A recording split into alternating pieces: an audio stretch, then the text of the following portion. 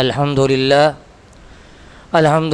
الأكرم الذي خلق الإنسان وكرم وعلمه من البيان ما لم يعلم فسبحان الذي لا يحصى امتنانه باللسان ولا بالقلم ونشهد أن لا إله إلا الله وحده لا شريك له ونشهد أن سيدنا ومولانا محمدا عبده ورسوله الذي أوتي جوامع الكلم وكرائم الحكم ومكارم الشيم وصلى الله تعالى عليه وسلم وعلى آله وأصحابه نجوم الطريق الأمم أما بعد فإن علم الشرائع والأحكام هو أعظم فرائض الإسلام ومن ثم أمر به وعز عليه تعليما وتعلما۔ میرے محترم طلباء ساتھیوں، جیسا کہ آپ حضرات کے سامنے یہ بات بتائی گئی کہ اصل میں یہاں فن خطابت کورس ہوتا ہے، لیکن یہ عنوان علمی مذاکرہ کا عنوان ہے۔ خطابت میں اور مذاکرہ میں فرق ہے، اور ہم یہ کوشش کریں گے کہ مذاکرہ ہی رہے اور خطاب کی صورت اختیار نہ کریں۔ ہمارے ایک بوڑھے مقتدی تھے، وہ کبھی کبھی ایک بات فرمایا کرتے تھے جو اس وقت ہماری سمجھ میں نہیں آتی تھی، اب سمجھ میں آتی ہے۔ فرمایا کرتے تھے، آپ نے عنوان رکھا ہے درس قرآن مجید۔ آپ جب آغاز کرتے ہیں تو درس ہوتا ہے، جب آپ درمیان میں جاتے ہیں تو خطاب بن جاتا ہے، اور آخر میں ایسے لگتا ہے آپ کسی کانفرنس سے خطاب کر رہے تھے۔ تو اس وقت یہ بات سمجھ میں نہیں آتی تھی، اب یہ بات سمجھ میں آتی ہے کہ درس کو درس رکھا جائے، خطاب کو خطاب رکھا جائے، اور درس کو خطاب کا رنگ نہ ملنے پائے، اور سبق کو سبق کے انداز میں ہی سمجھنے کی کوشش کی جائے۔ تو میرے دوستو، عقیدے کے حوالے سے چند معروضات آپ حضرات کی خدمت میں پیش کرنا چاہتا ہوں۔ عقیدہ عقد سے ہے اور اسی سے عقدہ ہے، گرا لگانا، باندھنا۔ عقیدے میں انسان کی سوچ اور فکر پر ایک گرہ لگا دی جاتی ہے اور اس کو باندھ دیا جاتا ہے کہ آپ کے سوچنے کی، فکر کرنے کی یہ حدود ہیں، اور ان حدود کو کراس نہیں کرنا ہے۔ آپ سوچیں ضرور، مگر ان حدود سے باہر آپ نہیں جائیں گے۔ یہ عقیدہ ہے، انسان کے نظر و فکر کو باندھ دینا، کچھ اصولوں کا پابند کر دینا، کچھ قواعد اور ضوابط اس پر لاگو کر کے اس کو کہہ دینا کہ آپ اس سے زیادہ آگے نہیں سوچیں گے، بس یہ یہاں تک سوچ سکتے ہیں، اس سے آگے نہیں۔ عقیدہ دیکھیں، کچھ جانور گلیوں میں گھومتے پھرتے ہیں، ان کا وہ وقار نہیں ہے جتنا وقار اس جانور کا ہے جس کو مالک مکان رسی لا کے گلے میں ڈال کے باندھ کے رکھتا ہے۔ عام ہے کہ وہ جانور حلال ہو یا حرام ہو، عام پھرنے والے کتے بھی ہیں، اور ایک وہ بھی ہے جس کو مالک باندھ کے رکھتا ہے، اور بلیاں بھی ہیں، ایک وہ ہے جس کو مالک پال کے رکھتا ہے۔ حلال جانور بھی ہیں، گھومنے پھرنے والے بھی ہیں، ایک وہ ہے جن کے گلے میں، جانور کے گلے میں رسی ڈالی جاتی ہے، گھر میں رکھا جاتا ہے۔ جس جانور کے گلے میں رسی ڈال دی جاتی ہے اس کا پروٹوکول بڑھ جاتا ہے، اب اس کا مالک اس کے تمام اخراجات کی ذمہ داری لیتا ہے کہ میں اپنی جیب سے پیسہ خرچ کر کے اس کو گھاس کھلاؤں گا، اپنی جیب سے پیسہ خرچ کر کے اس کے اخراجات کا انتظام کروں گا، اور جس کے گلے میں رسی نہیں ہے وہ اپنی روزی کا انتظام خود کرے، گھومے پھرے، گلیوں میں جائے، جنگلوں میں جائے، اپنا انتظام خود کرے۔ تو جب تک انسان کسی عقیدے کے ساتھ بندھا نہیں ہوتا، اللہ کے ہاں وہ مکرم اور محترم نہیں ہوتا۔ جب وہ کسی عقیدے کے ساتھ اپنے آپ کو باندھ لیتا ہے، شریعت اور دین کی رسی سے اپنے آپ کو باندھ کے رکھتا ہے، تب اس کا مقام کچھ اور ہوتا ہے۔ اس غور و فکر پر اگر پابندی نہ لگائی جائے تو پھر یہ غور و فکر انسان کو گمراہی تک پہنچا دیتا ہے۔ ہمارے اساتذہ کرام فرمایا کرتے تھے، ایسے بدبخت لوگ بھی گزرے ہیں جنہوں نے عورتوں کی شرمگاہوں کو معبود بنایا ہے اور ان کی پوجا کرتے رہے ہیں۔ ان کا باقاعدہ کلمہ تھا، یا ام سعاد من کی خرجنا و الیک نعاد، تم سے نکلیں اور تیری طرف لوٹ کے آنا ہے۔ یہ غور و فکر اس گندے مقام تک کیسے پہنچا؟ اس کو گرا نہیں لگائی تھی، اس کو باندھ کے نہیں رکھا تھا، عقل کو آزاد چھوڑ دیا تھا۔ جب آزاد چھوڑا ہے تو کس گمراہی میں جا پہنچا ہے۔ آج ہندوستان کے لوگ گائے کا دودھ اتنا نہیں پیتے جتنا اس کا پیشاب پیتے ہیں، گائے کا گوشت تو نہیں کھاتے مگر گوبر کو مقدس سمجھتے ہیں۔ یہ کیا ہے؟ عقیدہ نہیں ہے، اپنے آپ کو کسی عقیدے کے ساتھ باندھ کے نہیں رکھا ہے، آزاد چھوڑا ہے، تو غور و فکر کہاں جا کے پہنچا ہے اور انسان گمراہی تک پہنچ گیا۔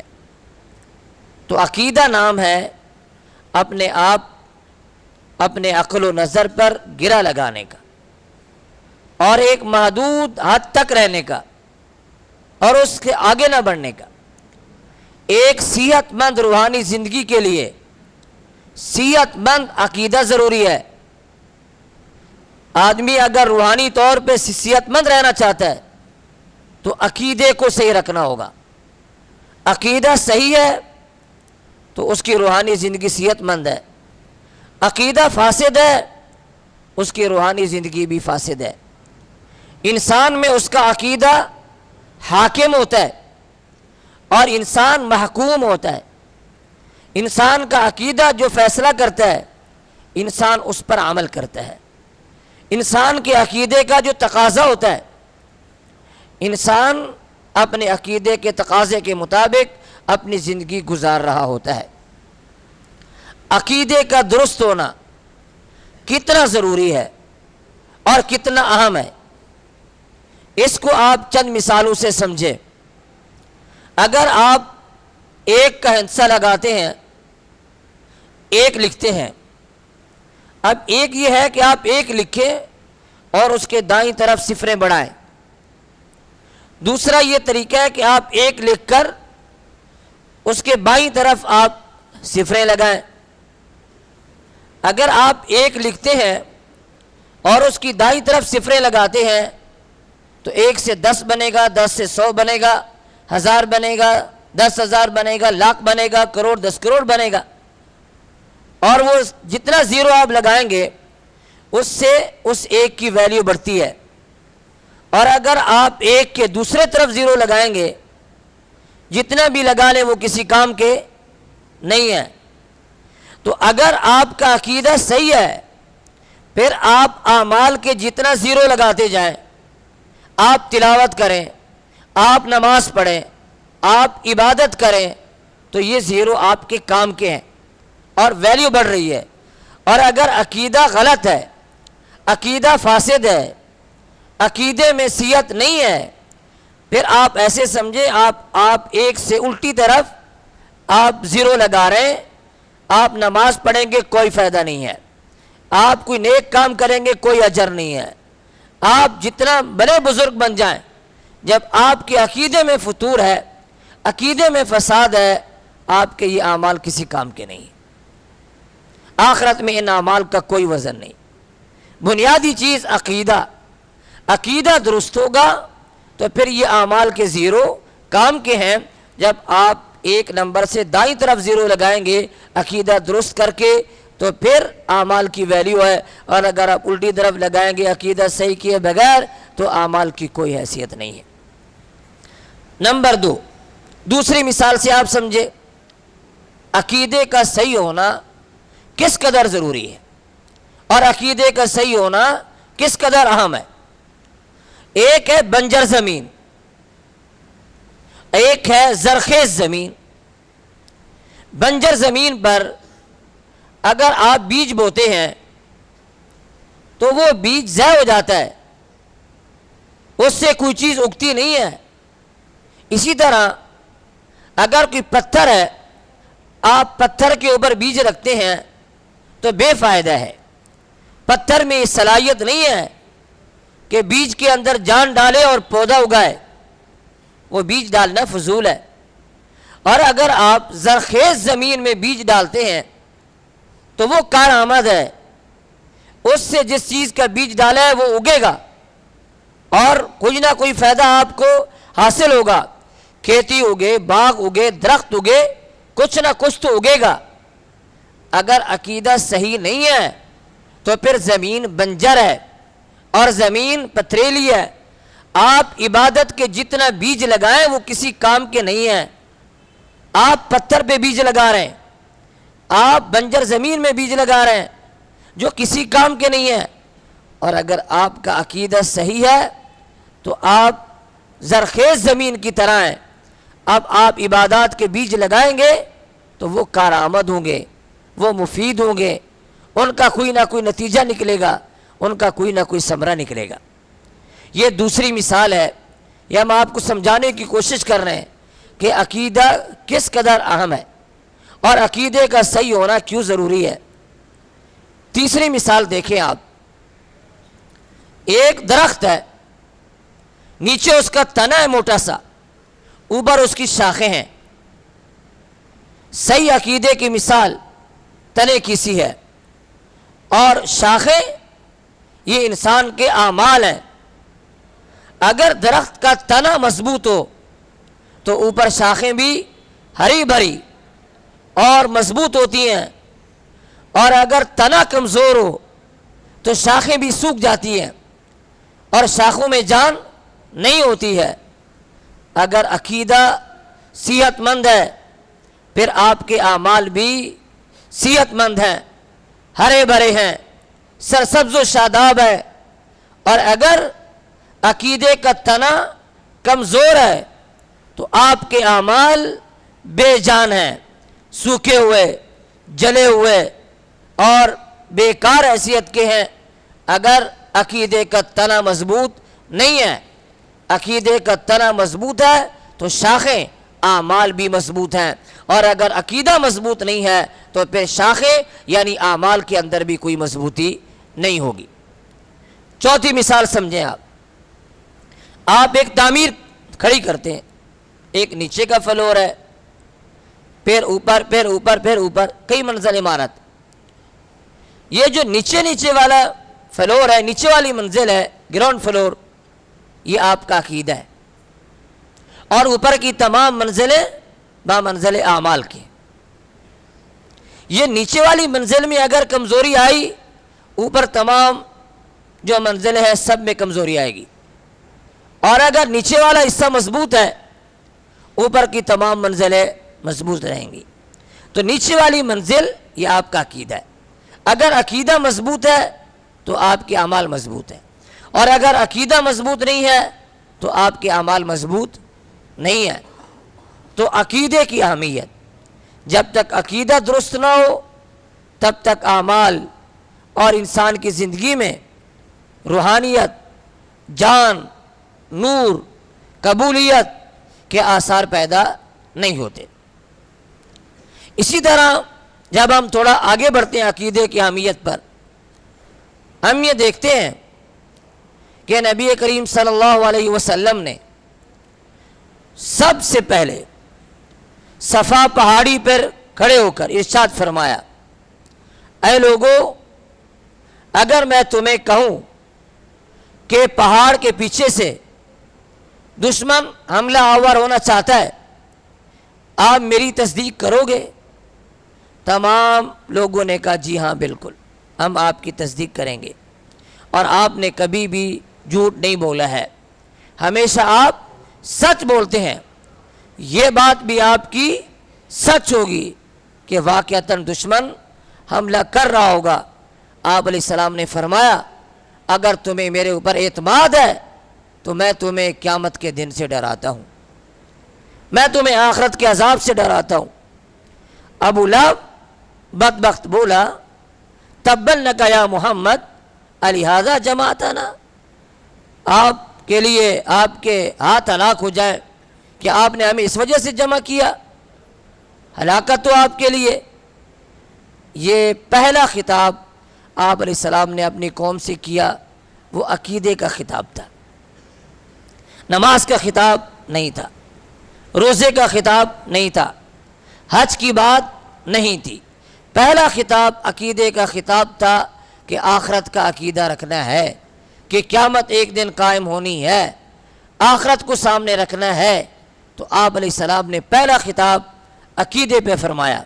اور آپ کے علم میں ہے نماز تو بعد میں آئی ہے، معراج کی رات 5 نمازیں فرض ہوئی ہیں، یہ تو بہت بعد کی بات ہے۔ پھر جہاد، پھر زکوٰۃ، صدقۃ الفطر، حج، ان تمام امور کی فرضیت تو مدینہ منورہ میں ہے، یہ تو بہت بعد میں ہے، سب سے پہلے عقیدہ ہے۔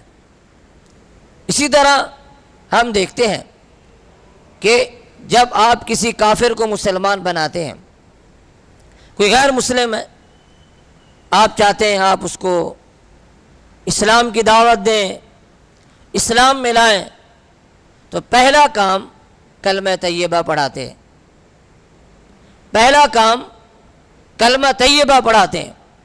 تو کلمہ طیبہ میں لا الہ الا اللہ توحید ہے، محمد الرسول اللہ رسالت ہے، اور یہ دونوں عقیدے ہیں، عقیدہ توحید اور عقیدہ رسالت۔ تو اسلام کے بعد سب سے پہلی چیز جو انسان کو اختیار کرنی پڑتی ہے وہ عقیدے کا صحیح ہونا ہے۔ سب سے پہلے عقیدہ درست ہو، باقی اعمال بعد میں، نماز، روزہ، حج، زکوٰۃ، باقی اعمال بعد میں ہوں گے، اس سے پہلے عقیدے کا صحیح کرنا ہوگا۔ اسی طرح ہم قرآن مجید پڑھتے ہیں، قرآن مجید میں اگر 6666 آیات ہیں، ان میں احکام سے متعلق جو آیات ہیں وہ کم و بیش 500 ہیں۔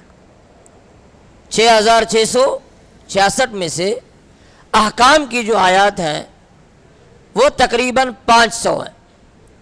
باقی جو آیات بچ گئی ہیں ان میں واقعات، قصص، امثال، مواعظ، جو کچھ بھی ہے سب کا تعلق اور سب کے نازل کرنے کا مقصد عقیدے کو درست کرنا ہے اور عقائد میں اصلاح کرنی ہے۔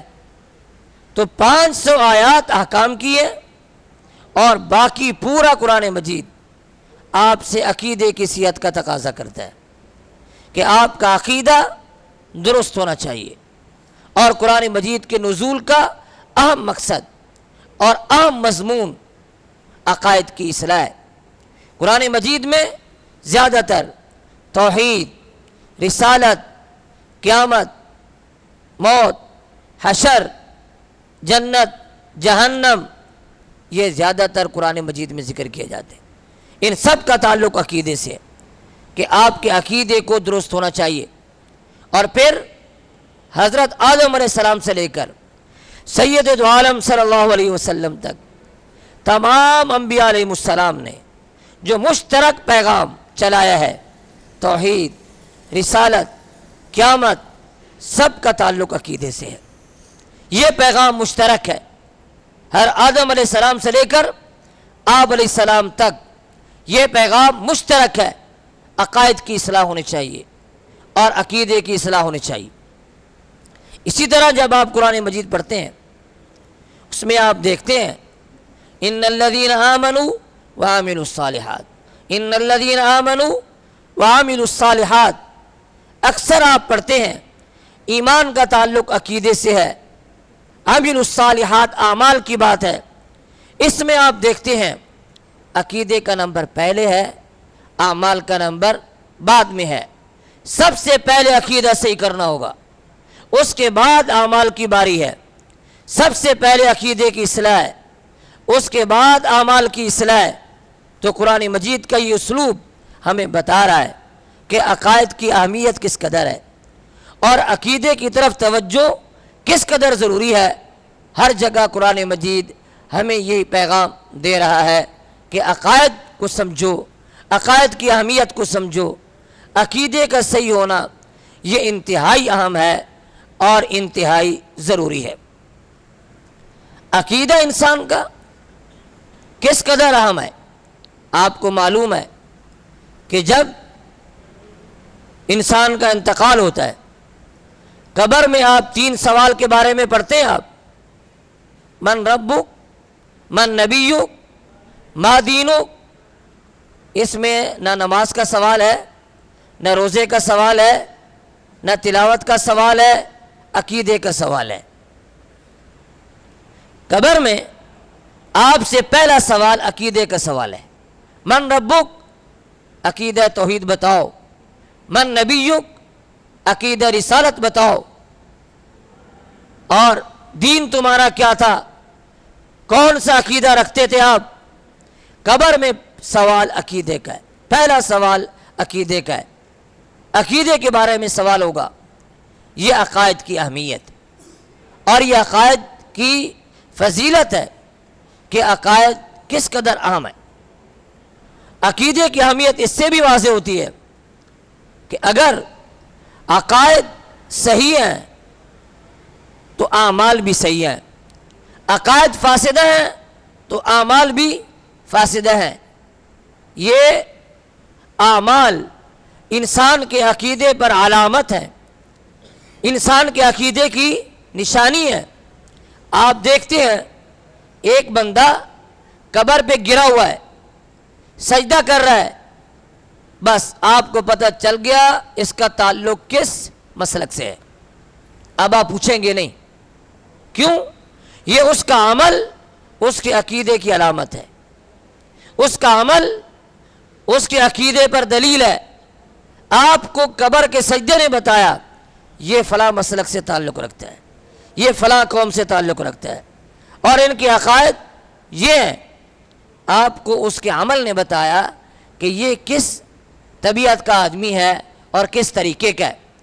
ایک آدمی اگر نماز پڑھ رہا ہے اور ٹانگیں کھول کے کھڑا ہے اور اس کو یہ تو فکر ہے کہ میرے ساتھ جو بندہ کھڑا ہے کندھے کے ساتھ کندھا ملانا یا ٹخنے کے ساتھ ٹخنا کہ ادھر سے شیطان نہ گزر جائے، مگر اس کو یہ شعور نہیں ہے، اتنا ٹانگیں پھیلا دی نیچے سے گزر گیا تو کیا ہوگا۔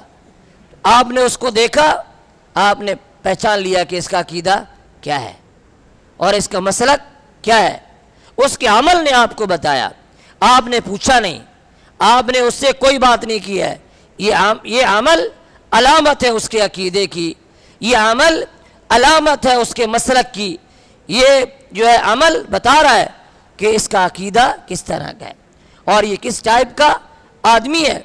اور آپ دیکھتے ہیں کہ اس مقدس مہینے میں بھی اگر کسی نے جو ہے کالا لباس پہنا ہے اور اپنے چہرہ اور سینہ پیٹ رہا ہے تو آپ کو پوچھنے کی ضرورت نہیں پڑے گی کہ آپ کا عقیدہ کیا ہے.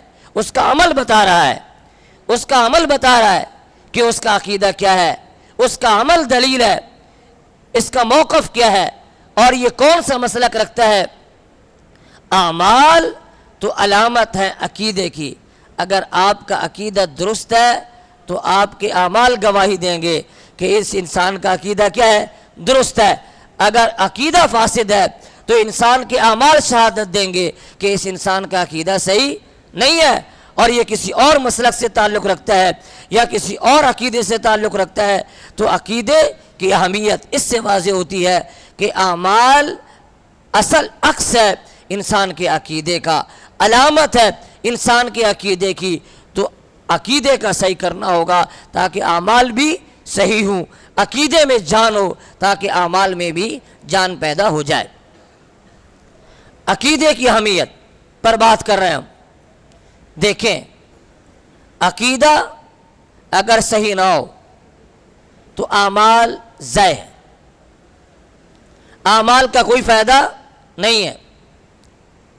اللہ تبارک و تعالی نے قرآن مجید میں اس کا ذکر فرمایا، من کان یرید الحیات الدنیا، جو دنیا کی زندگی کا ارادہ کرتا ہے اور دنیا کی زینت چاہتا ہے تو ہم اس کو دنیا میں اعمال کا بدلہ دیں گے، دنیا میں اعمال کا بدلہ دیں گے اور کسی قسم کی کمی نہیں کریں گے.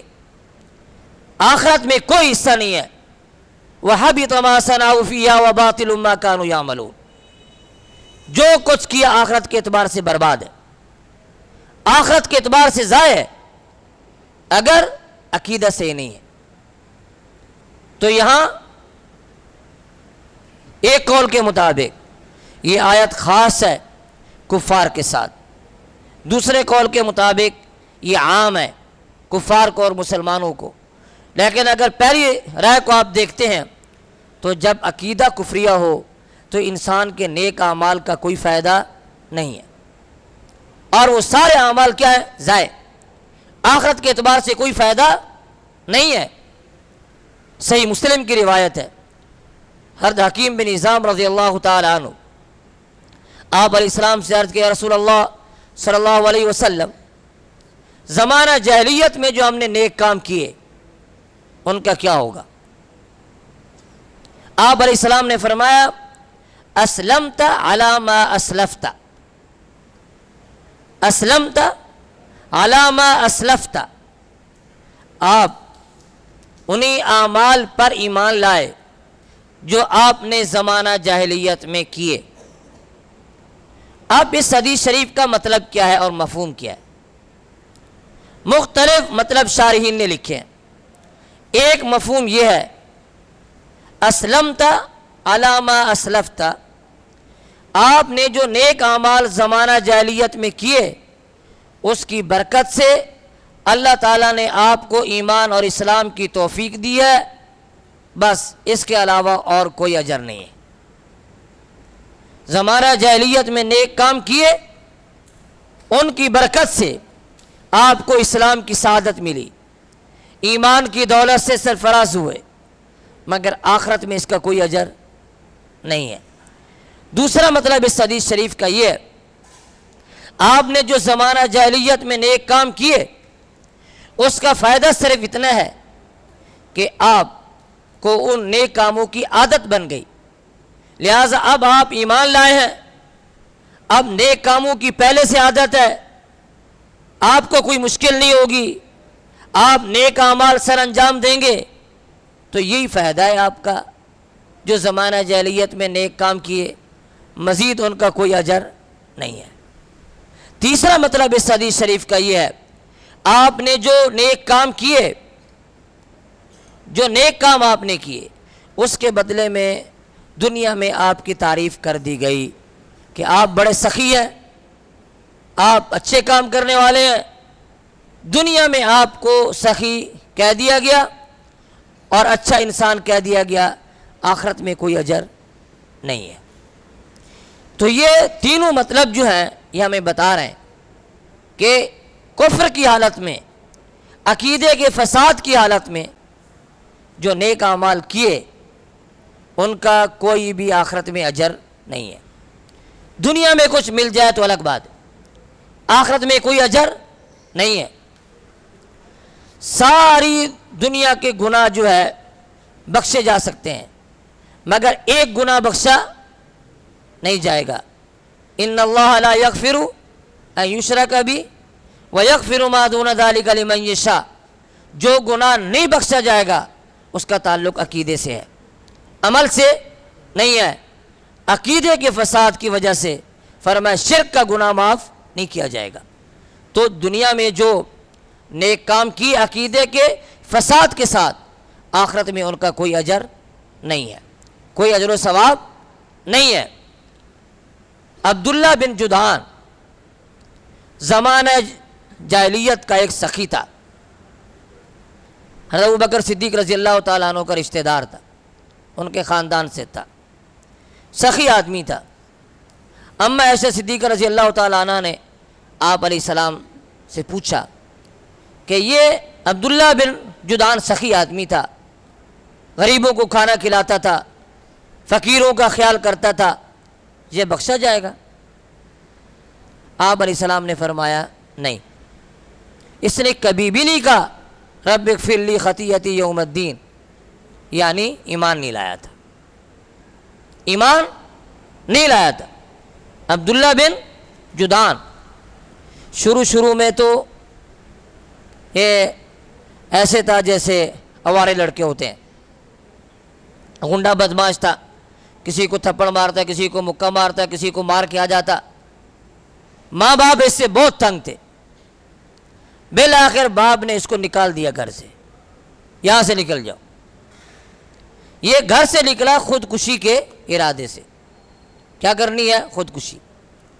اس زمانے کے لوگوں کو خودکشی کرنا نہیں آتی تھی، ابھی تو خودکشی کے کئی طریقے آ گئے ہیں، جس میں سے ایک طریقہ یہ بھی ہے کہ ویڈیو بناتے ہوئے چوتھی منزل سے چھلانگ لگا دے نیچے، سمجھ میں آئی؟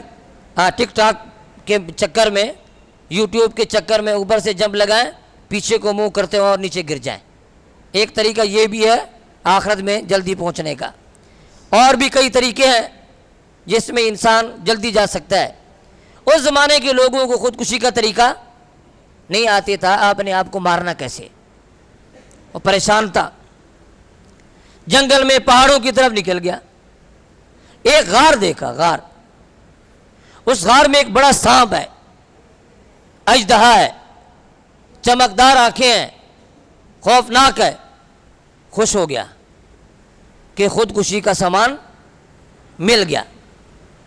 اب خودکشی کرنا کیا ہے؟ آسان ہے، یہ بڑا سانپ ہے، اس کے منہ میں ہاتھ دوں گا، یہ کاٹے گا، زہر سے آنن فانن مر جاؤں گا، تو میرا جو مقصد ہے خودکشی وہ حل ہو جائے گا۔ تو اس نے سانپ کے منہ میں ہاتھ دیا، وہ تو کوئی ربڑ پتھر کا بنا ہوا تھا، وہ اوریجنل سانپ نہیں تھا، اصل سانپ نہیں تھا۔ اس نے دیکھا یار یہ تو مصنوعی سانپ ہے، اس کو ادھر سے ہٹایا۔ وہ اصل کہانی یہ تھی کہ وہاں پرانے زمانوں کے بادشاہوں کی لاشیں پڑی تھیں جو اب ہڈیاں تھیں، اور ان کا خزانہ تھا بہت زیادہ، وہ وہاں پر رکھا ہوا تھا۔ یہ مصنوعی سانپ اس لیے بنایا تھا کہ کوئی خزانہ نہیں چرائے، جو آئے گا سانپ کو دیکھ کے ڈر کے پیچھے چلا جائے گا، اور کوئی یہ خزانہ نہیں چرائے گا، اس وجہ سے رکھا تھا۔ اس نے سانپ کو ہٹایا اور خزانے کی بوریاں بھری، وہاں سے جو بھی تھا سونا چاندی جو اٹھایا وہاں سے، بس اس کو گھر لے کے آ گیا۔ گھر لے کے آیا، اب اس نے سخاوت شروع کی، اب اس نے باپ کو پیسہ دیا، غریب رشتہ داروں کو دیا، علاقے والوں کو دیا، اب وہ زیرو سے ہیرو بن گیا، اب وہ زیرو سے ہیرو بن گیا۔ لوگ بولتے کیا بات ہے، کیسا آدمی تھا۔ اور کچھ حرام خور ڈاکو ایسے ہوتے ہیں، جب ان سے کہا جائے کہ ڈاکہ کیوں مارتے ہو، بولتے جی سر امیر سے لوٹتے ہیں، غریب کو دیتے ہیں، امیر کو لوٹتے ہیں اور غریب کو دیتے ہیں۔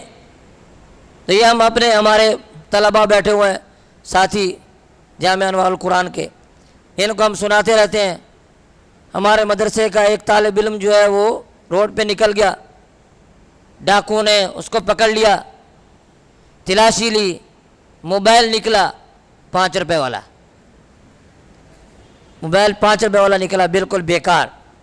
ڈاکو نے 2-4 تھپڑ لگائے کہ تیرے کو موبائل رکھنا ہی نہیں آتا، چل دفعہ ہو، نیا موبائل اس کو دے دیا، چل یہ لے جا تو۔ تو یہ بھی ہوتا ہے بھائی، تو کچھ ڈاکہ مارتے ہیں کس کے لیے؟ غریبوں کو دینے کے لیے۔ تو بہرحال اس نے غریبوں پہ خرچ کرنا کیا کر دیا شروع۔ سخاوت ایک ایسا عمل ہے آپ کے تمام عیوب پہ پردہ ڈالتا ہے۔ آپ جتنا برے ہیں، سخی ہیں، سب آپ کو اچھا کہیں گے کہ یہ بندہ ٹھیک بندہ ہے، یہ بندہ برا نہیں ہے۔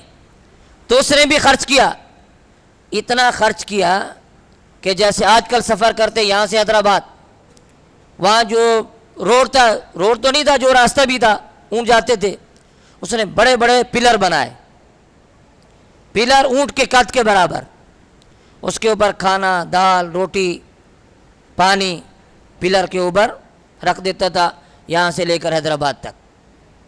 بھی اونٹ والے جو ہیں، کسی کو بھوک لگے نیچے نہیں اتریں، بس یہاں پلر کے پاس آ کے اونٹ کی بریک لگائیں اور آرام سے کھانا کھائیں، بیٹھے بیٹھے پانی پیے، پھر اگلی منزل کی طرف روانہ ہو جائیں۔ یہ اس کی سخاوت تھی۔ کہتے اس کی جو دیگ تھی، سیڑھی لگا کے چڑھتے تھے اس کے اوپر، اتنی بڑی دیگ تھی اس کی۔ ایک ضعیف روایت میں یہ بھی آتا ہے کہ آپ علیہ السلام نے ایک موقع پر اس کی دیگ کے سائے میں آپ کھڑے ہوئے دھوپ سے بچنے کے لیے، تو ایسے اندازہ لگایا کہ اس کی دیگ کتنا بڑی تھی۔ پہلے زمانے میں عرب لوگ سخاوت کا مقابلہ کرتے تھے۔ ایک آدمی نے سخاوت میں کیا کیا، ایک بڑا گڑا جو ہے آٹا گوندھ کے رکھ دیا، بڑا گڑا راستے میں آٹا گوندھ کے رکھ دیا۔ ادھر سے مخالف قبیلے کا اونٹ جب گھوڑا آیا، وہ آٹے میں دھس گیا، اور آٹے کے اندر جو گردن تک، اونٹ کی گردن تک کیا تھا؟ آٹا۔ وہ سخاوت میں مشہور ہو گیا، دیکھو ماشاءاللہ کتنا آٹا بنایا کہ یہ اونٹ کی گردن کو جا رہا ہے، اس کی سخاوت مشہور ہو گئی۔ تو بہرحال یہ سخی آدمی تھا۔ تو یہ بات تو ویسے درمیان میں کر دی ہم نے، اصل بات یہ بتانی تھی کہ عبداللہ بن جدعان جب کافر تھا اور اس کا عقیدہ غلط تھا، آپ علیہ السلام نے فرمایا اس سخاوت کا کوئی فائدہ نہیں ہے، اور اس سخاوت کا کوئی فائدہ نہیں ہوگا۔ یہ عقیدہ غلط ہے، اس کا عقیدہ صحیح ہوگا تو عمل میں برکت آئے گی اور عمل کا اجر ہوگا۔ اگر عقیدہ صحیح نہیں ہے تو پھر عمل میں جان نہیں ہے۔ تو عقیدے کی اہمیت بتا رہے ہیں کہ عقیدے کا درست ہونا کتنا اہم ہے۔ اب ہم دوسری بات کی طرف آ رہے ہیں۔ قرآن مجید میں کچھ عقائد کا ذکر ہے۔ جو آیت ہم نے پڑھی آمن الرسول، اس میں آ رہا ہے کل آمن باللہ و ملائکتہ و کتبہ و رسلہ، چند عقائد کا اس میں ذکر ہے۔ اور پھر یہی باتیں حدیث جبریل کے اندر بھی موجود ہیں جو طلبہ پڑھتے ہیں، کہ ایک اعرابی آیا آپ علیہ السلام سے آ کے پوچھا اخبرنی عن الایمان، ایمان کے بارے میں بتائیں۔ تو یہاں ایمان کا لغوی اصطلاحی معنی پوچھنا مقصد نہیں تھا، متعلقات ایمان بتائیں، ایمان کے تقاضے بتائیں، مؤمن بھی بتائیں، کن چیزوں پر ایمان لانا ہے۔ تو آپ علیہ السلام نے فرما دیا ان تؤمن باللہ و ملائکتہ و کتبہ و رسلہ وان تؤمن بالقدر خیرہ و شرہ او کما قال۔ تو یہ فرمایا کہ ایمان، اللہ پر ایمان لائیں، یہ عقیدے کی بات ہے۔ اللہ پر ایمان، اللہ کی توحید پر ایمان، اللہ کی ذات پر ایمان، اللہ تعالیٰ کی صفات پر ایمان، تمام چیزوں پر جو توحید سے متعلق ہیں سب پر ایمان لانا ہے۔ وہ ملائکتی، ملائکہ پر ایمان، جن ملائکہ کا ذکر قرآن مجید میں ہے، جن کے نام ہیں جبریل، میکال، ان کا تو نام لے کر ایمان رکھیں۔ اور موت کا جو فرشتہ ہے اس کا نام قرآن مجید میں نہیں ہے۔ اسرائیل جو ہم کہتے ہیں یہ اسرائیلیات سے ماخوذ ہے، اسرائیل علیہ السلام، اور اس کا نام قرآن مجید میں ہے ملک الموت، اصل نام کیا اس کا؟ ملک الموت۔ تو جن فرشتوں کا نام نصوص میں آیا نام لے کر ایمان لائیں گے، اور جن کا نام نہیں ہے بس ویسے ایمان لائیں گے کہ یہ ایک مخلوق ہے، اللہ تبارک و تعالیٰ نے نور سے پیدا کی ہے اور ہمارا ان پر ایمان ہے۔ سمجھ میں آئی بات نہیں آ رہی؟ اور کتابوں پر ایمان لانا ہے۔ کتابیں 104 ہیں، جن میں سے 4 مشہور ہیں، تورات، انجیل، زبور اور قرآن مجید۔ ان پر ایمان لانا ہے، اور جن کتابوں کا نام نہیں آتا ویسے ایمان لانا ہے کہ جو کتابیں بھی، جو صحائف اللہ تبارک و تعالیٰ نے حضرت آدم علیہ السلام سے لے کر آپ علیہ السلام تک نازل فرمائی ہیں، سب پر ہمارا ایمان ہے۔ اور یہ بھی فرمایا قیامت کے دن پر ایمان لائیں، الیوم الاخر۔ الیوم الاخر کیوں کہتے ہیں؟ فانی دنیا کا آخری دن ہے، اس وجہ سے اس کو الیوم الاخر کہتے ہیں، یا آخرت کا مقدمہ ہے، اس وجہ سے کیا کہتے ہیں اس کو؟ الیوم الاخر۔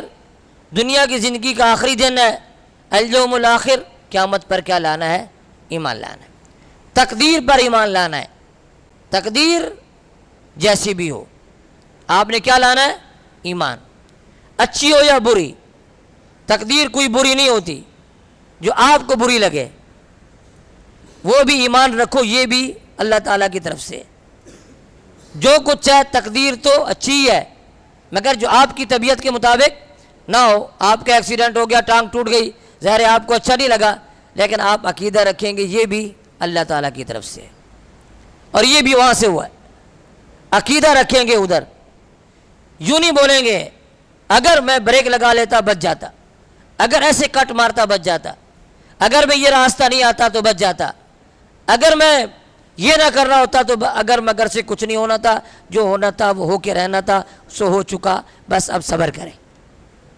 اب اگر مگر سے نہ پہلے کچھ ہونا تھا نہ اب کچھ ہوگا، بس ایمان رکھیں، یہی ہمارے مقدر میں تھا۔ جب تقدیر آتی ہے تو تدبیر فیل ہو جاتی ہے۔ حضرت سلیمان علیہ السلام ایک مرتبہ جا رہے ہیں، اور ہدہد پرندہ جو ہے، ہدہد پرندہ وہ درخت پہ بیٹھا ہے، اور ایک نیچے بچہ جال لگا کے بیٹھا ہوا ہے، دانہ ڈال رہا ہے۔ ہدہد پرندہ بار بار نیچے دیکھتا ہے دانے کو۔ حضرت سلیمان علیہ السلام نے فرمایا ہدہد سے کہ دیکھو، خیال کرنا یہ دانے کے چکر میں نیچے نہیں آنا، یہ جال ہے، اور بچے نے جال تیرے لیے لگایا ہے، پھنس جائے گا تو اس میں۔ ہدہد نے کہا حضرت مجھے بھی سمجھ ہے، اتنا شعور تو مجھے بھی ہے، میں بھی عقل مند ہوں، میں اس بچے کے چکر میں آنے والا کہاں ہوں؟ میں بچے کے ساتھ گپ شپ کرتا ہوں، تھوڑا نیچے منہ کرتا ہوں، یہ خوش ہو جاتا ہے کہ ابھی آیا، پھر میں سر اوپر کر لیتا ہوں، یہ کوئی مسئلہ نہیں، آپ میری فکر نہ کریں، آپ تشریف لے جائیں۔ حضرت سلیمان علیہ السلام آگے اپنے کام سے تشریف لے گئے۔ واپس جب آئے تو وہ ہدہد بچے کے ہاتھ میں تھا، اس نے پکڑ لیا تھا اس کو۔ جب آپ تشریف لائے، ہدہد سے کہا جی بھائی میں نے تجھے سمجھایا تھا نیچے نہیں آنا ہے، تو کہہ رہا میں بڑا سمجھدار ہوں، تو کہہ رہا میں بڑا عقل مند ہوں۔ اس نے کہا حضرت سیدھی سی بات ہے، جب تقدیر آتی ہے تو تدبیر جواب دے جاتی ہے، یہ تقدیر کا مسئلہ ہے۔ میں بہت سمجھدار ہوں، مگر جب تقدیر آئی تو میرے عقل نے کام کرنا چھوڑ دیا، بس میں ادھر پھنس گیا نیچے، اور یہاں اس کے ہاتھ میں ہوں۔ تو تقدیر پر ایمان رکھنا ہے کہ سب کچھ اللہ تعالیٰ کی طرف سے ہے، جو کچھ بھی ہمارے ساتھ ہو رہا ہے۔ دیکھو اللہ پہ چھوڑیں گے تو کبھی نفسیاتی نہیں بنیں گے، کبھی ٹینشن میں نہیں آئیں گے، اور اگر آپ سوچیں گے یہ میری غلطی ہے، میرا قصور ہے، میرا جرم ہے، پھر آپ پاگل ہو جائیں گے، پھر آپ نفسیاتی ہو جائیں گے۔ کاروبار میں انسان ناکام ہوتا ہے تو یہ کہتا ہے سارا میرا قصور ہے، اس کی وجہ سے نفسیاتی بن جاتا ہے۔ یوں کہ اللہ کی طرف سے ہے تو کوئی مسئلہ نہیں ہے۔ تو عقائد، چند عقائد آیت سے بتائے، حدیث شریف سے بتائے، چونکہ عوام کو جو ہے آیت اور حدیث پڑھنا نہیں آتی، ان کے لیے ہمارے اکابر نے ایمان مجمل اور ایمان مفصل بنایا ہے۔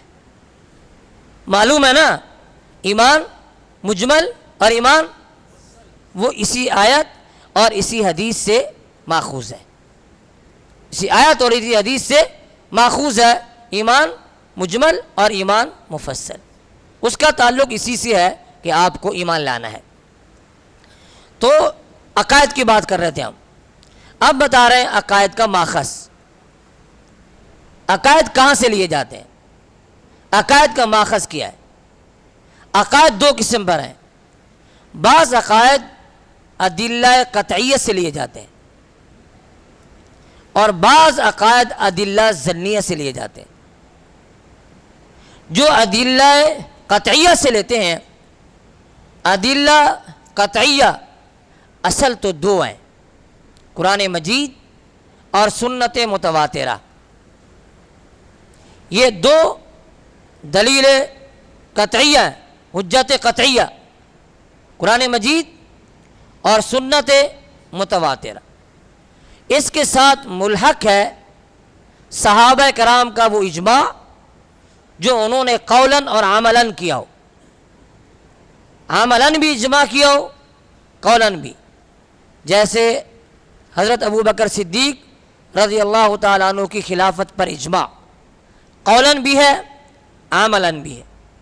ایسا اجماع بھی مفید یقین ہے اور اس سے بھی عقیدہ ثابت ہوتا ہے۔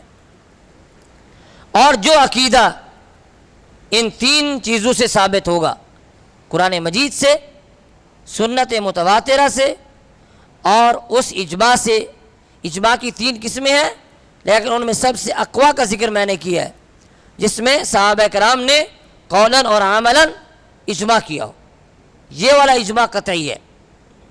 بلکہ نور الانوار میں آپ پڑھیں گے کہ یہ والا اجماع قرآن مجید اور سنت متواترہ کی طرح ہے، یعنی قطعیت میں، مفید یقین ہونے میں یہ بالکل اسی طرح ہے۔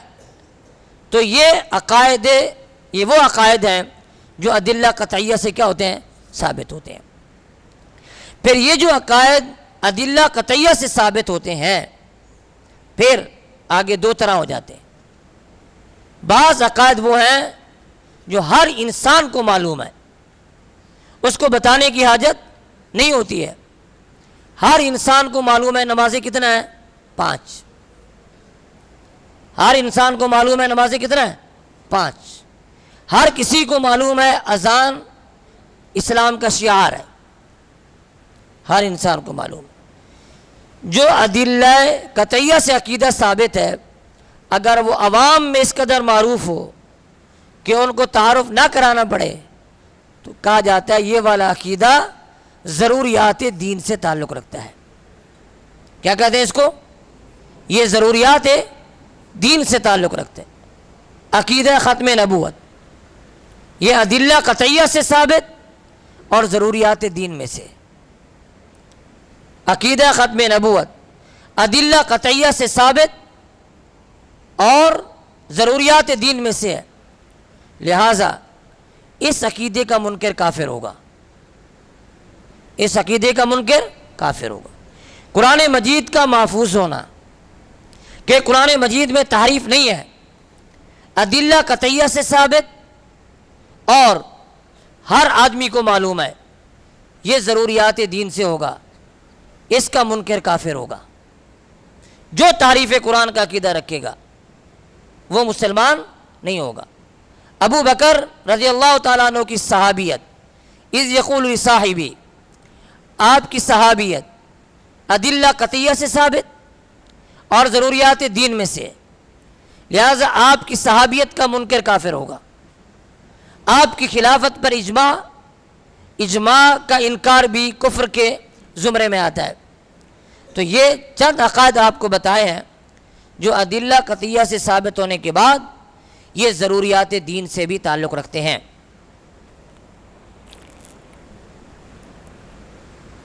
مرتد ہونا دو طرح ہے، ایک تو سیدھا سادہ ہے، کوئی مسلمان تھا نعوذ باللہ، وہ کہتا ہے میں عیسائی بن گیا، بات واضح ہے۔ وہ کہہ رہا ہے میں یہودی بن گیا، بات واضح ہے۔ وہ کہہ رہا ہے میں مجوسی بن گیا، بات واضح ہے۔ وہ کہہ رہا ہے میں ہندو بن گیا، بات واضح ہے۔ اس کا مرتد ہونا واضح ہے۔ لیکن بعض لوگ وہ ہیں جو یہ نہیں کہتے ہم یہودی ہیں، یہ نہیں کہتے ہم عیسائی ہیں، یہ نہیں کہتے کہ ہم مجوسی ہیں یا ہم داڑھی ہیں، وہ کہتے ہیں ہم مسلمان ہیں، لیکن ضروریات دین میں سے کسی چیز کا کیا کرتے ہیں؟ انکار کرتے ہیں۔ وہ اپنے آپ کو مسلمان کہلانے کے باوجود کافر ہیں۔ اب مرزائی تھوڑی کہتے ہیں ہم کافر ہیں، وہ کہتے ہیں ہم جماعت احمدیہ ہے، ہم احمدیہ مسلم ہیں، اور وہ کافر تھوڑی مانتے ہیں اپنے آپ کو، مسلمان کہتے ہیں۔ لیکن جب ضروریات دین کے منکر ہیں، بھلے اپنے آپ کو کیا کہیں، وہ یعنی مسلمان ہیں کافر۔ ان کو اصطلاح میں ملحد زندیق کہا جاتا ہے۔ ملحد زندیق، لیبل اسلام کا، عقائد کفریہ، لیبل ایمان کا، عقائد کفریہ، لیبل مسلمان ہونے کا ہے، عقائد مسلمانوں والے نہیں ہیں، ان کو کہا جاتا ہے ملحد زندیق۔ یہ صاف ستھرے کافر سے بھی زیادہ خطرناک ہے۔ اس کے بارے میں تو معلوم ہے دشمن ہے ہمارا، لیکن یہ مسجد ہماری طرح بنائے، نماز ہماری طرح پڑھیں، کلمہ ہماری طرح پڑھیں، اور سب کچھ ہماری طرح کہیں، لوگ تو دھوکہ کھا جائیں گے، کہیں گے یہ مسلمان ہیں، اور حقیقت میں یہ لوگ مسلمان نہیں ہیں۔ تو عقائد قطعیہ جو ضروریات دین سے بھی جڑ گئے، ان کا منکر اسلام سے کیا ہوگا؟ خارج ہوگا۔ اور جو ادلہ قطعیہ سے ثابت شدہ عقیدہ ضروریات دین سے تعلق نہیں رکھتا، کوئی مخفی مسئلہ ہے، کوئی مخفی مسئلہ ہے، اگر اس کا کوئی منکر ہے، اس کو شروع میں کافر نہیں کہا جائے گا، اس کو سمجھایا جائے گا، کہا جائے گا دیکھ بھی یہ جو تو عقیدہ رکھ رہا ہے یہ عقیدہ کفری ہے، سمجھایا جائے گا، کیونکہ وہ ضروریات دین میں سے نہیں ہے، ہر کسی کو معلوم نہیں ہے، ایک مخفی عقیدہ ہے، عام آدمی کو اس کا پتہ نہیں ہے۔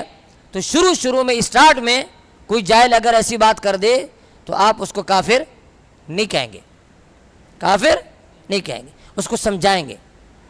جیسے آپ حدیث شریف میں پڑھتے ہیں، ایک آدمی نے خوشی میں بول دیا کہ میں تیرا رب اور تو میرا بندہ، اللہ تبارک و تعالیٰ کو بول دیا کہ میں تیرا رب اور تو میرا بندہ، وہ خطان ہو گیا، وہ کیا ہو گیا؟ خطان۔ آپ اس کو سمجھائیں گے بھائی اس طرح نہیں بولتے، وہ کہے کہ جی مجھے پتہ نہیں تھا میں نے خطان بول دیا، تو وہ کافر نہیں ہے۔ لزوم کفر الگ چیز ہے، التزام کفر الگ چیز ہے۔ کفریہ جملہ کہا مگر یہ اس کا عقیدہ نہیں ہے، عقیدہ نہیں بنایا، خطان نکلا، آپ اس کو سمجھائے دیں گے، وہ رجوع کر لے تو مسلمان ہے۔ اگر وہ کہے کہ بھائی جو کچھ بھی ہے میرا عقیدہ یہی ہے، پھر کافر ہے۔ سمجھا بھی دیا کہ بھئی ادلہ قطعیہ سے ثابت ہے، پھر وہ اگر کہے کہ جو کچھ بھی ہو میرا عقیدہ یہی ہے، پھر کہا جائے گا کہ یہ اسلام سے خارج ہو گیا۔ تو ادلہ قطعیہ سے جو دلائل ثابت ہوتے ہیں وہ دو طرح کے بتا دیے، بعض ضروریات دین میں سے ہیں اور بعض ضروریات دین میں سے نہیں ہیں۔ دوسرے عقائد وہ ہیں جو ادلہ ظنیہ سے ثابت ہوتے ہیں۔ ادلہ ظنیہ میں اخبار احاد، خبر واحد جس کو آپ کہتے ہیں، اخبار احاد اگر اتنا کثرت سے کسی بات پہ جمع ہو جائے کہ اس سے یقین کا فائدہ حاصل ہو، اس سے یقین کا فائدہ حاصل ہو، تو یہ بھی عقیدہ بن جائے گا۔ اخبار احاد سے اگر یقین ہو جائے کسی چیز کا، تو یہ والا عقیدہ بھی انسان کو رکھنا ہوگا، یہ وہ عقیدہ ہوگا جو ادلہ ظنیہ سے ثابت ہوگا، اس کا منکر کافر نہیں ہوگا۔ گمراہ ہوگا، ضال ہوگا، مضل ہوگا، مگر ادلہ ظنیہ سے جو چیز ثابت ہے اس کا جو منکر ہوگا وہ کافر نہیں کہلائے گا۔ ضال کہیں گے، مضل کہیں گے، گمراہ کہیں گے، جیسے ہمارے آپس کے اندر مسائل چلتے رہتے ہیں، جیسے حیات النبی کا مسئلہ ہے، یہ اس طرح کے مسائل ہیں، تو اس کے منکر کو کافر نہیں کہا جائے گا۔ ہاں ضال مضل کہیں گے آپ کہ یہ الگ موقف رکھتا ہے۔ تو یہ دو دائرے بتا دیے، ایک میں کفر اور ایک میں فسق ہے۔ سمجھ میں آئی بات؟ یا تو اس کو یا تو کافر بن جاتا ہے یا مسلمان رہتے ہیں مگر ضال اور مضل ہوتا ہے، گمراہ ہوتا ہے۔ ایک دائرہ اور ہے، وہ دائرہ یہ ہے کہ کون اہل سنت والجماعت میں داخل ہے، کون اہل سنت والجماعت سے خارج ہے۔ مسلمان ماننے کے بعد، مسلمان مان لیا، مسلمان مان لیا، اب یہ ہے کہ یہ کب اہل سنت والجماعت میں شمار ہوگا اور کب اہل سنت والجماعت میں شمار نہیں ہوگا۔ اس کا معیار ائمہ اربعہ کے عقائد ہے، اس کا معیار ائمہ اربعہ کے عقائد ہے، اور ائمہ اربعہ ان کے ماننے والے العقیدۃ الطحاویہ پر متفق ہیں۔ ائمہ اربعہ کے ماننے والے، مذاہب اربعہ والے العقیدۃ الطحاویہ پر متفق ہیں کہ اس میں جو عقائد ہیں وہ ہم سب کے عقائد ہیں۔ تشریحات میں اختلاف ہو سکتا ہے، تفصیلات میں، کیفیات میں اختلاف ہو سکتا ہے، بنیادی عقائد سب کے وہی ہیں جو العقیدۃ الطحاویہ میں ہیں۔ لہٰذا جو ائمہ اربعہ سے ہٹ کر کوئی عقیدہ رکھے گا، آپ کہہ سکتے ہیں یہ اہل سنت والجماعت سے خارج ہے۔ اس کا عقیدہ ائمہ اربعہ کے عقیدے سے موافقت نہیں رکھتا، مذاہب اربعہ سے موافقت نہیں رکھتا، تو اس عقیدے والا انسان یہ اہل سنت والجماعت سے کیا ہوگا؟ خارج ہوگا۔ ائمہ اربعہ کا عقیدہ یہ گویا اہل سنت والجماعت کے عقیدے کا معیار ہے۔ اہل سنت والجماعت کے عقائد میں المحند علی المفند بھی ایک معیار ہے۔ عقائد علماء دیوبند المحند علی المفند، جس میں عرب و عجم کے علماء کے دستخط ہیں اور ہمارے اکابر علماء دیوبند کے دستخط ہیں۔ اس میں جو عقائد آئے ہیں، جو ان عقائد کا منکر ہے، ہم یہ کہہ سکتے ہیں یہ اہل سنت سے خارج ہے، اسلام سے نہیں، وہ ایک الگ دائرہ ہے۔ ہم یہ کہیں گے کہ اہل سنت والجماعت سے کم از کم کیا ہے؟ خارج۔ آگے پھر تحقیق کریں گے کہ کفر میں داخل ہوتا ہے یا نہیں ہوتا ہے، وہ ایک دوسری تحقیق ہوگی، لیکن اہل سنت والجماعت سے کیا ہوگا؟ خارج ہوگا۔ جو ان عقائد کے ساتھ متفق نہیں ہوگا، لوگ آپ کو اس کتاب کے بارے میں کہیں گے کہ یہ کوئی قرآن نہیں ہے، یہ کوئی حدیث نہیں ہے، تم اس کتاب کو اتنا اہمیت کیوں دیتے ہو، اور اس کتاب کی کیا حیثیت ہے؟ بھائی سیدھی سی بات ہے، ہم اور آپ مشرباً دیوبندی ہیں، ہم اور آپ مشرباً جہاں سے ہم نے علم کی پیاس بجھائی ہے، ہم اور آپ مشرباً دیوبندی ہیں، تو یہ کتاب عقائد علماء دیوبند کی ترجمان ہے۔ لہٰذا جو دیوبندی ہے وہ تو اس کتاب پر اعتماد کرے گا، جو دیوبندی نہیں ہے، دیوبندیت سے خارج ہے، اس کا موقف الگ ہو سکتا ہے، ورنہ یہ کتاب معیار ہے، دیوبندیت کا بھی معیار ہے اور اہل سنت والجماعت کا بھی معیار ہے۔ یہ رائے تھی استاذ المناظرین حضرت مولانا محمد امین صفدر اوکاڑوی صاحب رحمۃ اللہ علیہ کی، یہ ان کی رائے میں نقل کر رہا ہوں کہ یہ کتاب معیار ہے اہل سنت کے عقائد کے لیے، یہ ان کی رائے تھی۔ اور یہ معیار اس زمانے میں ہو جائے جب کہ فتنہ فساد بڑھ گیا، عقائد مختلف ہو گئے، ہمارے حلقوں میں بھی نئے نئے عقائد والے لوگ آ گئے، تو اس کتاب کو معیار بنایا جائے تو یہ کتاب ہمارے لیے ان عقائد میں معیار ہو سکتی ہے جو عقائد اس کتاب کے اندر درج کر دیے گئے۔ اہل سنت والجماعت کون لوگ ہیں؟ ایک تو وہ سنت پہ عمل کرتے ہیں آپ علیہ السلام کی احادیث پر، نمبر 2 ان احادیث پر عمل کرتے ہیں الجماع جن پر صحابہ کرام نے عمل کیا ہے۔ وہ بات سمجھ میں آئی ہے؟ آپ علیہ السلام کی ہر حدیث پر عمل نہیں ہے، ہر حدیث پر عمل آپ کے بھی علم میں ہے، ہر حدیث پر عمل کوئی منسوخ ہو سکتی ہے، سمجھ میں آئی بات؟ جس حدیث کو صحابہ کرام نے لیا وہ سنت کہلائے گی، جس کو صحابہ کرام نے نہیں لیا وہ حدیث ہے مگر سنت نہیں ہے۔ یہ بات آپ کی سمجھ میں آ رہی؟ آپ علیہ السلام کی جن احادیث کو صحابہ کرام اپنے عمل میں لائے وہ سنت ہے۔ علیکم بسنتی و سنت الخلفاء الراشدین، علیکم بحدیثی نہیں فرمایا، علیکم بحدیثی نہیں فرمایا، سمجھ میں آئی بات؟ اس وجہ سے ہم اہل سنت کہلاتے ہیں، علیکم بسنتی پر عمل کرتے ہوئے ہم کیا ہیں؟ اہل سنت ہیں۔ اور جو صرف حدیث پر عمل کرتے ہیں وہ اپنے آپ کو اہل حدیث کہلاتے ہیں، مگر ہم سنت پر عمل کی بات کرتے ہیں کہ ہر حدیث شریف پر عمل نہیں ہوتا اور نہ ہو سکتا ہے۔ جن حدیث پر صحابہ کرام نے عمل کیا وہ ہمارا معیار ہے، ان پر ہم کیا کریں گے؟ عمل کریں گے۔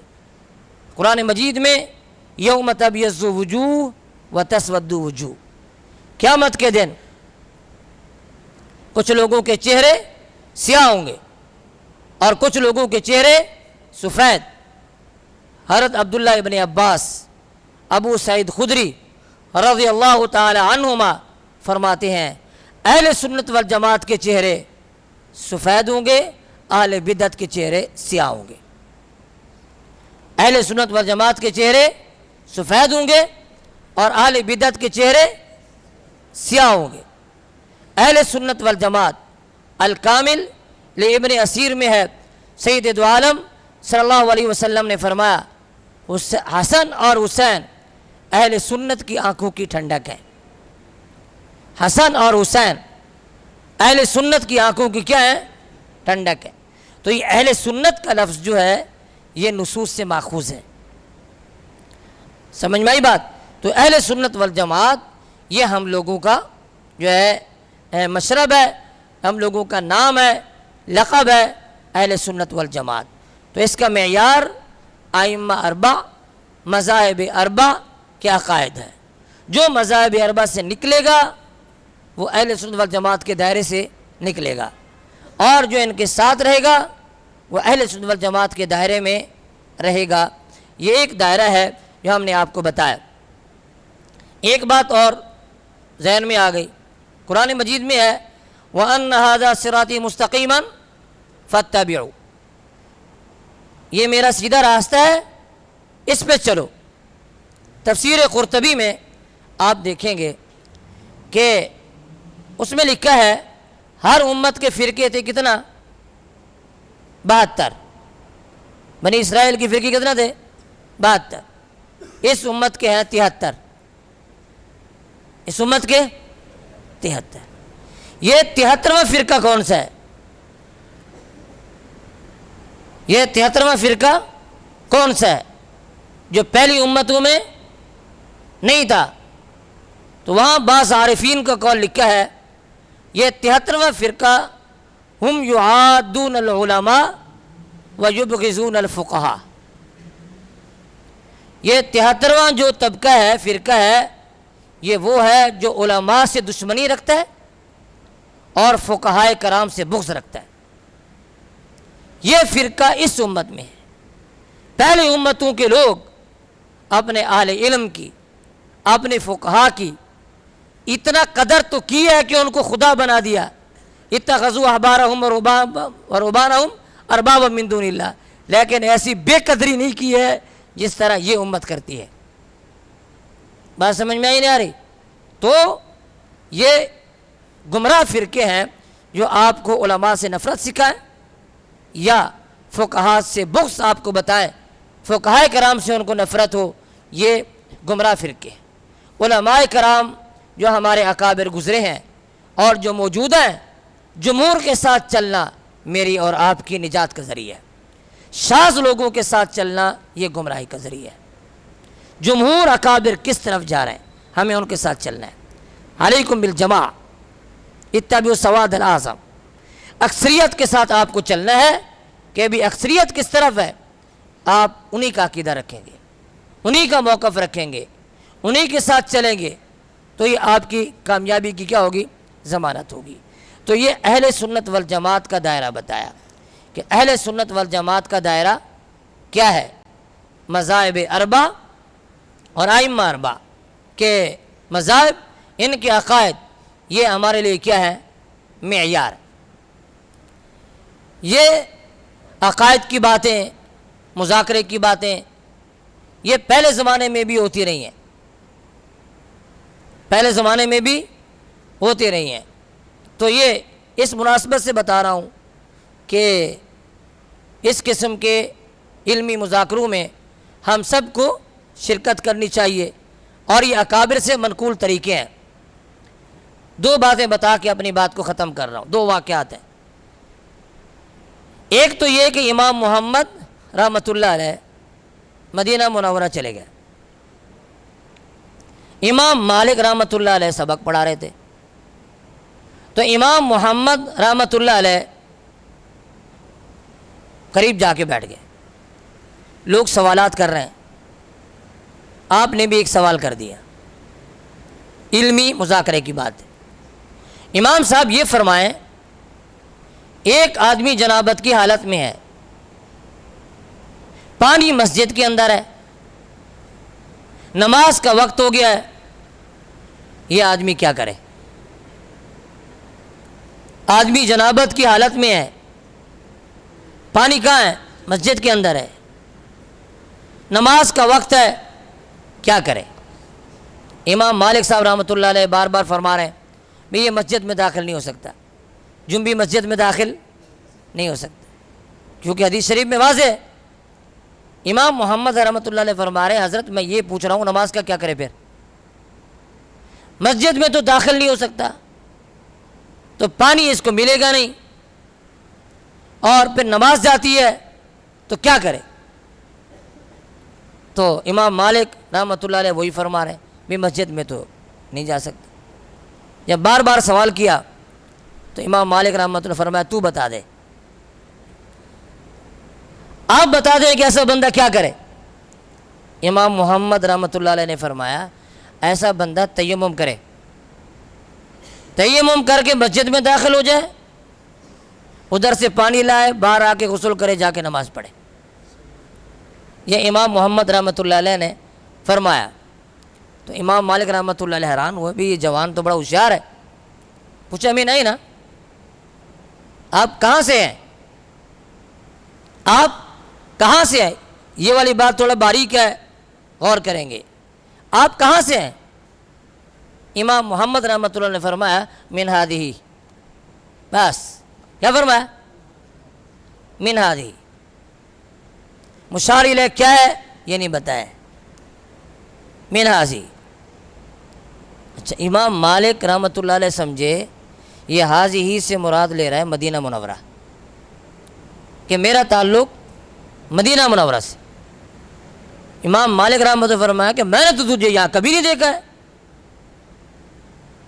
مدینہ منورہ میں کبھی دکھائی نہیں دیا، تو یہاں سے کہاں سے ہے تو انہوں نے فرمایا یہ ضروری تھوڑا ہے، اتنا دنیا آباد ہے، آپ سب کو جانتے ہو۔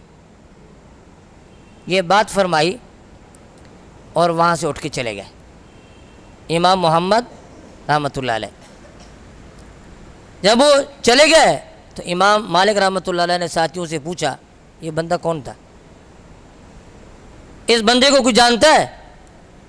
تو ساتھیوں نے بتایا کہ یہ عراقی ہے، یہ امام ابو حنیفہ کا شاگرد ہے، یہ یہاں حج عمرے کے لیے آیا ہوا ہے۔ تو فرمایا یہ امام صاحب کا شاگرد اور جھوٹ بولے، یہ تو میرے سامنے جھوٹ بول کے گیا، مجھے کہہ رہا ہے میں مدینے سے ہوں، اور یہ بندہ میں نے مدینے کا بھی دیکھا نہیں ہے۔ امام ابو حنیفہ کا شاگرد ہو کے جھوٹ بول رہا ہے، یہ کیسے ہوگا؟ ساتھیوں نے کہا حضرت آپ اس کی بات سمجھے نہیں ہیں، وہ منہاج ہی جو کہہ رہا تھا اس کا مطلب تھا منہاج الارض، میں بھی اسی دنیا میں رہتا ہوں، سمجھ میں آئی؟ میں بھی اسی زمین پہ رہتا ہوں، اس سے مراد مدینہ منورہ نہیں تھا۔ تو امام مالک رحمۃ اللہ علیہ نے فرمایا کہ تیمم کا سوال بھی اس نے بھی مجھے مشکل میں ڈالا، مگر اس دوسری بات نے تو مجھے اور مشکل میں ڈال دیا۔ پھر بعد میں امام محمد رحمۃ اللہ علیہ نے امام مالک رحمۃ اللہ علیہ کے پاس پڑھا ہے، موطا امام محمد جو ہے وہ امام مالک رحمۃ اللہ علیہ سے پڑھی ہے، یہ استادی شاگردی بعد میں ہے، لیکن پہلے کی بات یہ ہے۔ تو یہ علمی مذاکرے پہ بات آئی۔ ایک بات اور کر کے ختم، ہمارے استاد تھے حضرت مولانا شبیر الحق صاحب، استاذ الحدیث جامع خیر المدارس ملتان، ہم نے تحاوی شریف ان سے پڑھی تھی۔ انہوں نے ایک واقعہ سنایا، یہ بات ہے ذہانت کی، علم کی بات۔ ہارون رشید کبھی اس طرح مذاکرے کیا کرتا تھا، ایک عالم کو بلا لیا، فقیہ کو بلا لیا، دلائل دو بھی، بات کرو بھئی۔ امام شافعی رحمۃ اللہ علیہ کو بلا لیا، سوالات در سوالات کیے، امام مالک رحمۃ اللہ علیہ نے بھرپور جواب، امام شافعی رحمۃ اللہ علیہ نے بھرپور جواب دیے۔ آخر میں امام شافعی صاحب رحمۃ اللہ نے فرمایا ایک سوال ہمارا بھی ہو جائے، اور ہارون رشید بہت بڑا عالم تھا، بہت بڑا عالم تھا، ایک سوال ہمارا بھی ہو جائے۔ ہارون رشید نے کہا پوچھو۔ فرمایا امام شافعی صاحب رحمۃ اللہ علیہ نے، ایک بندہ مر گیا ہے، 600 درہم چھوڑے ہیں، 600 روپیہ، اور اس کی ایک بہن ہے، اس کو صرف 1 روپیہ ملا ہے۔ بات سمجھ میں آئی ہے؟ ایک بندہ ہے، وہ کیا ہو گیا؟ فوت ہو گیا، چھوڑا کتنا ہے؟ 600 روپیہ۔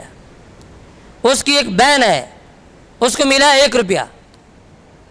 آگے خود بناؤ، ورثہ بھی خود بناؤ، مسئلہ بھی خود حل کرو، بس نتیجہ دکھاؤ کہ بہن کو 1 روپیہ ملتا ہو۔ وہ ہارون رشید تو ہکا بکا ہو گیا، ابھی یہ کہاں آتے ہم لوگوں کو بھائی؟ فرمایا بناؤ۔ تو جب اس کو کچھ نہیں آیا تو فرمایا امام صاحب یہ بھی آپ ہی فرما دیں، شروع سے لے کر اب تک سارے آپ نے جوابات دیے، چلو اس مسئلے کا بھی کیا ہو جائے؟ جواب ہو جائے۔ تو امام شافعی صاحب رحمۃ اللہ علیہ نے فرمایا دیکھو، ایک مرد مر گیا ہے، ایک آدمی کا کیا ہو گیا ہے؟ انتقال۔ اس کی والدہ ہے، ایک بیوی ہے، 2 اس کی بیٹیاں ہیں، 12 اس کے جو ہے بھائی ہیں، 1 اس کی بہن ہے۔ فی البدیہہ بنایا، ایک آدمی کا کیا ہو گیا ہے؟ انتقال، والدہ ہے، بیوی ہے، 2 بیٹیاں ہیں، 12 بھائی ہیں، 1 بہن ہے، اور ہے 600 روپیہ۔ کتنا ہے؟ 600 روپیہ۔ اب 600 روپے کا ثلثین دینا ہے 2 بیٹیوں کو، 600 روپے کا ثلثان دینا ہے 2 بیٹیوں کو، 600 میں سے 400 چلا گیا، باقی بچ گیا 200۔ فرمایا والدہ کو ملے گا 6واں حصہ، سدس، وہ دینا کتنا؟ والدہ کو 100 روپیہ اور چلا گیا، باقی بچ گیا 100۔ بیوی کو دینا ہے 8واں حصہ، وہ بنتے 75 روپے، وہ بنتے کتنا؟ 75 روپے۔ 75 روپے اس کو دے دیے، باقی بچ گیا 25 روپے۔ 25 روپے بانٹنے ہیں 12 بھائی اور 1 بہن، دینا ہے للذکر مثل حظ الانثیین، 2 روپے بھائیوں کو دیے، 24 روپے چلے گئے، 1 روپے کس کو دینا ہے؟ بہن کو دینا ہے۔ یہ مسئلے کا جواب وآخر دعوانا ان الحمد للہ رب العالمین. الحمد للہ رب العالمین والعاقبۃ للمتقین والصلاة والسلام علی رسولہ الکریم. ربنا آتنا فی الدنیا حسنہ وفی الآخرۃ حسنۃ وقنا عذاب النار. یا اللہ ہم سب کی خطائیں معاف فرما. یا اللہ ہم سب کے گناہوں کو معاف فرما. یا اللہ ہم سب کی مشکلات کو آسان فرما. یا اللہ ہم سب کی پریشانیاں دور فرما. یا اللہ یہ ہمارے نہایت ہی محترم طلباء اپنے اپنے اداروں سے سفر کر کے یا اللہ خالصتاً تیری خوشنودی کے لیے اس علمی مذاکرے میں ہر ماہ شریک ہوتے ہیں. یا اللہ ان کی شرکت کو قبول فرما. یا اللہ ان سب کے حافظے میں ذہانت میں ترقی عطا فرما. یا اللہ ان سب کو علم دین کی خدمت کے لیے قبول فرما. یا اللہ ان سب کو صراط مستقیم پر چلتے رہنے کی ہمت اور توفیق عطا فرما. یا اللہ ہم سب کو اپنے اکابر پر اعتماد نصیب فرما. یا اللہ عقائد صحیحہ کے ساتھ یا اللہ ہم سب کو منسلک یا اللہ رہنے کی توفیق عطا فرما. یا اللہ یہ اس مجلس جو اس کے انتظام کرنے والے ہیں بالخصوص ہمارے نہایت ہی محترم دوست برادر حضرت مولانا محمد عدنان کلیانوی صاحب دامت برکاتہم العالیہ جو فن خطابت کورس کی بھی روح رواں ہیں اور اس علمی مذاکرے کی ترتیب کے بھی روح رواں ہیں. یا اللہ ان کی ان خدمات کو قبول فرما. یا اللہ ان کو مزید علم دین اور مسلک کی خدمت کے لیے قبول فرما. یا اللہ ہم سب کی دعائیں قبول فرما. یا اللہ ہم سب کا خاتمہ ایمان پر فرما. یا اللہ جو بھی لوگ یا اللہ اس معاملے میں جو ہے معاونت کرتے ہیں تعاون کرتے ہیں مالی طور پہ حصہ ملاتے ہیں اخلاقی طور پر حوصلہ افزائی کرتے ہیں یا اللہ اس مجلس کے جو بھی منتظمین اساتذہ کرام ہیں اور یا اللہ معاونین ہیں سب کی محنتوں کو قبول فرما. سب کے مال میں رزق میں اولاد میں برکت عطا فرما. ربنا تقبل منا انک انت السمیع العلیم وتب علینا انک انت التواب الرحیم. صلی اللہ تعالی علی خیر خلق محمد وعلی آلہ واصحابہ اجمعین برحمتک یا ارحم الراحمین.